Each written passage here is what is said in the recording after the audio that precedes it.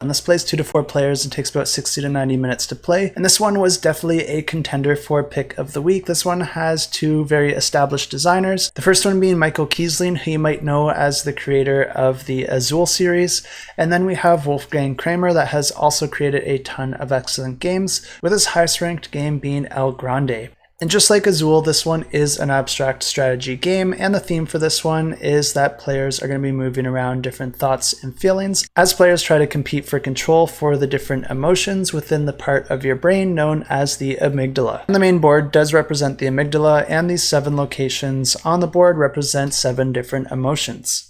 And players are going to be trying to put out tokens in each of these regions because you're going to get rewarded based on the amount of tokens that you have there relative to the other players. And each location does have a point value specified for getting the first, second, or third most tokens there. But no matter what place you are in a region, you won't get those points unless you actually claim them. And to do that, you're going to have to put out a claim token in that location. And being the first to put the token out in that area also works as a tiebreaker if you happen to have the same amount of influence in that area as another player. Each player is also going to have their own personal player board, and this is going to have a few uses in the game. The first is that you're going to be using this board to store any resources that you collect in the game, including your coins. And this creates a limited number of spots where you can put those tokens and coins. So you're going to have a little bit of a management puzzle as you try to optimize spending your tokens and coins, because your coins do come in a few different denominations. So if you end up spending a 10 coin and that creates a bunch of change, all that change is going to occupy additional space on your board. So even just spending coins in this game has a little bit of an optimization puzzle for you to think about. And this game's played over a series of rounds where players alternate taking turns, and on your turn you can perform one of 3 possible actions. And the first action is to buy a resource tile. And players are going to be buying these resource tiles from the outer perimeter of the board. And every player's token is always going to be somewhere on the outer perimeter of the board. And when you go to buy a token, you can move that to any location on the board. So it's never going to stop you from buying from the location that you want. But the only catch here is whenever you do a full loop around the board, you're gonna have to pay a coin. So you don't want to be jumping too far ahead too quickly each time you go to grab a token, because that's going to be causing you to do more revolutions and in turn costing you more coins. And these resource tiles will grant you more coins and access to more emotions. And that brings us to our next action, where you can go ahead and place one of the emotion tiles from your player board onto the main board in the area matching that emotion. And in order to unlock an emotion tile, you're going to be moving around this thought token, which you can see in the top left here. And this is always going to be sitting somewhere on the grid on your player board. And that's going to have some movement rules with the way that you can move it around your board. But basically, whichever token that it is currently sitting on is an unlocked tile, and you can put that token out on the board.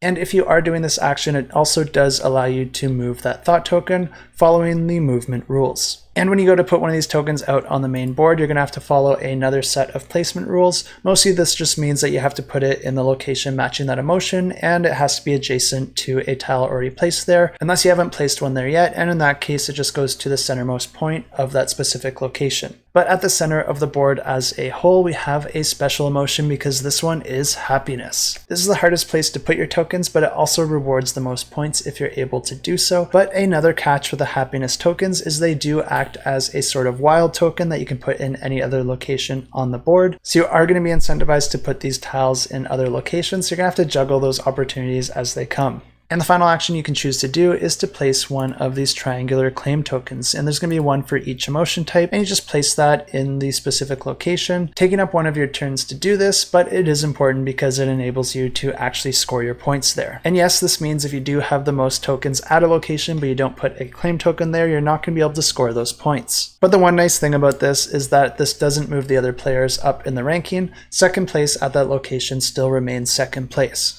The game also has some free actions that you can perform on your turn, which is essentially just converting different resources and coins to other resources or coins. And the end of the game is triggered as soon as one player has 5 or less emotion tiles left on their personal player board. And then you're just going to add up all the points at each location and gaining 1 point for each 3 coins that you have left over. And the player with the most victory points at the end of the game wins the game. And if you are interested in this one, definitely check out the link in the description below and sign up to get notified, because it'll get you a special gift added to your pledge completely for free. And this is going to be for a wooden circumstance marker, which essentially marks the top of the board. And this essentially marks the location where players need to have their player token if they want to place a happiness token on the board. And it also marks the location where if players pass with their player token, they have to pay 1 coin.